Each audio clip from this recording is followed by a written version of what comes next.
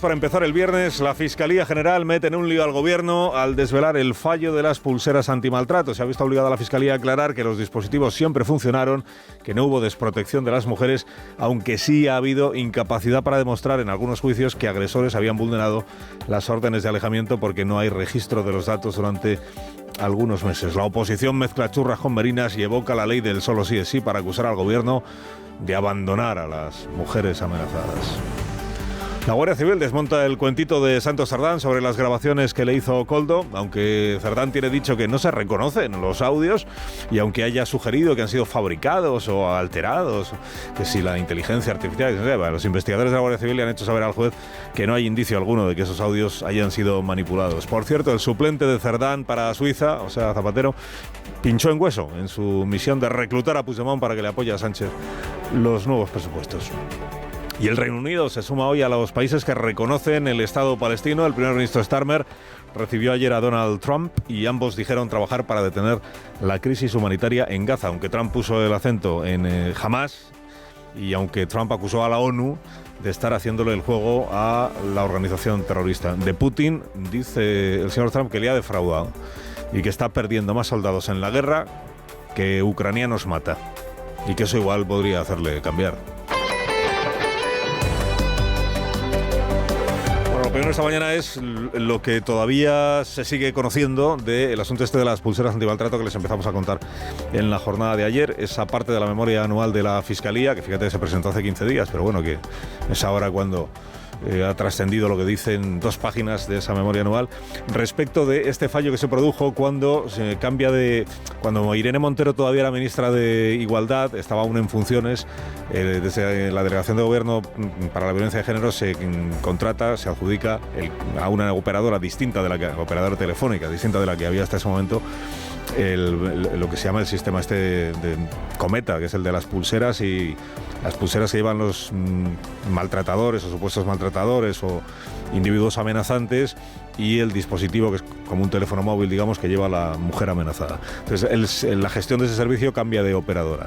Y lo que ahora se ha sabido es que durante algunos meses ese cambio de operadora, la migración de datos no se hace correctamente y supone, y esto lo ven meses después, que hay un periodo de tiempo en el que no ha quedado registro de los datos que ofrecen tanto las pulseras, las posibles incidencias, las posibles llamadas que hayan recibido o hecho las mujeres que cuentan con esos dispositivos telemáticos y las posibles vulneraciones de las órdenes de alejamiento que hayan realizado los individuos que llevan las pulseras.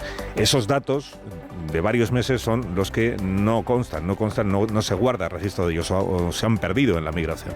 Y eso es lo que, ante algunos juicios, pues ha hecho imposible demostrar lo que sucedió en algunas de esas situaciones.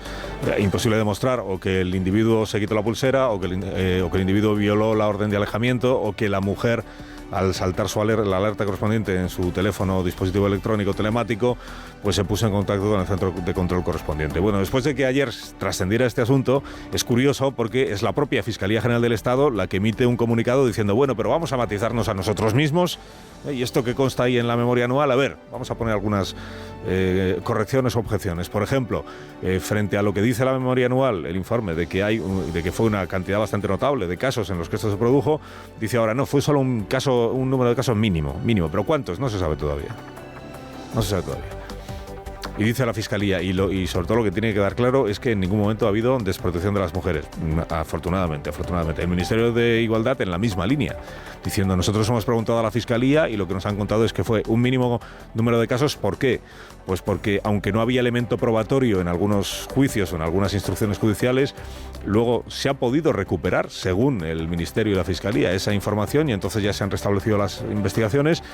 Y en el caso en el que no se ha podido recuperar los datos en cuestión, pues han acudido a declarar operadoras del centro de control para dar testimonio de que efectivamente se produjeron o las incidencias o las llamadas de la... Total, ¿qué dice la ministra Redondo, que es la actual ministra de Igualdad? Que aquí sobre todo lo que tiene que enviarse es un mensaje de tranquilidad porque todo esto ya ha quedado solventado. Al día de hoy están absolutamente resueltas, todos los datos los tenemos y por lo tanto lo que quiero decirles a las mujeres es que están seguras, están en buenas manos y desde luego todos estos problemas se solventaron rápidamente en cuanto tuvimos conocimiento. También ha negado el Ministerio de Igualdad, en contra de lo que ayer decía alguna información atribuida a Ángeles Carmona, que fue la presidenta del Observatorio para la Violencia de Género del CGPJ, que no se han comprado las pulseras para presuntos agresores o maltratadores en AliExpress, que es una manera de decir que son malos los dispositivos para entenderlos, que no es así. Que eso no es así. Bueno, importante, es verdad, como dice el Ministerio de Igualdad, distinguir que el fallo no es que las pulseras dejaran de funcionar. El fallo no es que los dispositivos telemáticos que llevan las mujeres amenazadas dejaran de emitir sus señales correspondientes, que no es eso. Que el fallo es que los datos durante algunos meses que tenían que haberse conservado, precisamente para poder utilizarlos en investigaciones o en causas judiciales, los datos en la migración han desaparecido, o sea, se han perdido. Pero que no es que la pulsera en su momento dejara de emitir la señal. Esto es relevante. Lo que ocurre, bueno, ocurren dos cosas. Una, que el Ministerio está siendo, digamos, bastante pacato a la hora de transmitir información con transparencia. No se sabe ni siquiera el número de casos de los que estamos hablando y no se sabe qué otros problemas e incidencias han podido presentar las pulseras. Que esta es la segunda parte del asunto y de esto también habla la memoria anual. Que es que en algunos casos, es verdad que son pocos casos, pero existen, lo que se ha constatado y se sigue constatando es que en algunas zonas de nuestro país, zonas rurales, por ejemplo, donde la cobertura telefónica es escasa, o donde hay zonas en las que ni siquiera hay cobertura telefónica, claro, hay momentos en los que se producen más incidencias que en otros lugares. ¿Por qué? Pues porque el dispositivo telemático que lleva la mujer pues deja de tener cobertura, o hay fallos que se producen precisamente por la falta de cobertura, o son zonas muy alejadas en las que es difícil que lleguen los técnicos para ver qué es lo que ha sucedido, y que todo eso sigue estando ahí. Y seguramente no es la primera vez que la memoria anual de la Fiscalía lo recoge. Y esos son errores o grietas, como dice hoy el diario El País, grietas en el sistema de protección que debería alguien ponerse a la tarea ya de solventarlas o corregirlas cuanto antes, más allá del asunto concreto del que se empezó a dar cuenta en el día de ayer. La Fiscalía General del Estado, en su comunicación de ayer, dice que todo esto que tiene que ver con la migración y con los datos ya quedó solventado y se recuperó la información, pero en la memoria anual no es eso lo que se dice, sino más bien lo contrario. Si ha quedado desactualizada la memoria, pues será eso lo que ha pasado, que el texto está desactualizado, pero es que el texto se presentó hace 15 días. Vimos al fiscal general del Estado entregarle la copia correspondiente al rey como extradición, al presidente del gobierno como extradición y presentar un resumen él mismo en la apertura solemne del año judicial. Y ahora conocemos que estaba presentando un documento al que no se le había hecho la actualización correspondiente para que la información fuera un poquito más precisa. Bueno, pinchó Zapatero en su misión a Puigdemont. Vamos, y la misión era, el viaje a Suiza, la misión era conseguir que el señor Puigdemont asegurase el apoyo de Junts per Catalunya a un proyecto de presupuestos, pues agua, porque eso no se ha conseguido. Otra cosa es que en realidad no fuera exactamente esa el objetivo, la misión que llevaba Rodríguez Zapatero, porque era un hecho conocido por parte del gobierno y del PSOE que Junts no está por la labor de apoyar un presupuesto. Si acaso Junts está por la labor de abstenerse en algunas votaciones si le van dando cosas de las que tiene reclamadas o dice que están pendientes. Le preguntaron a Pedro Sánchez, cuando comparecía con el primer ministro de Alemania, cómo había ido lo de Zapatero en Suiza, porque ya había informaciones que decían que no había ningún acuerdo, y el presidente pues le contó a los periodistas que él había estado ocupado en tantas cosas, incluida el alemán, pues que no había tenido tiempo de enterarse. Tengo que decirle la verdad, como siempre, no tengo información. Por tanto, no he estado toda la tarde liado. Cuando tenga información, la sabrán ustedes seguro antes que yo. Pues estuvo liado, pues es verdad que estuvo liado con el primer ministro de Alemania. No le entró ni un WhatsApp ni un mensaje de Zapatero, pues no le entró.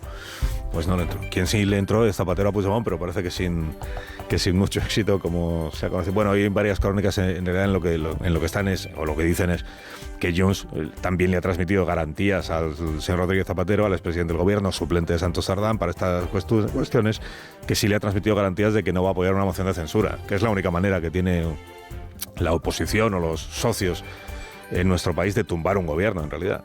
No, si Sánchez no corre ningún peligro. O sea, a Sánchez no se le puede tumbar de ninguna otra manera que con una moción de censura, con un candidato alternativo. Y ahí Junts no va a entrar, por tanto, la continuidad de Sánchez está asegurada. Otra cosa es que pueda presumir el presidente de estabilidad si una vez más no es capaz de sacar adelante unos presupuestos generales del Estado. Y hablando de Santos Sardán, que fue el predecesor de Rodríguez Zapatero en estas misiones a Suiza, la unidad criminalística de la Guardia Civil, después de examinar los audios que aportó Koldo, estas grabaciones, Koldo que iba grabándolo todo como un Villarejo más de la vida, pues ha confirmado confirmado la investigación de la Guardia Civil que no hay ni alteraciones, ni manipulaciones, ni indicio alguno que permita sospechar que esos audios, digamos, están creados artificialmente o están editados siquiera, que le dio a la grabadora y todo lo que tiene pues es así.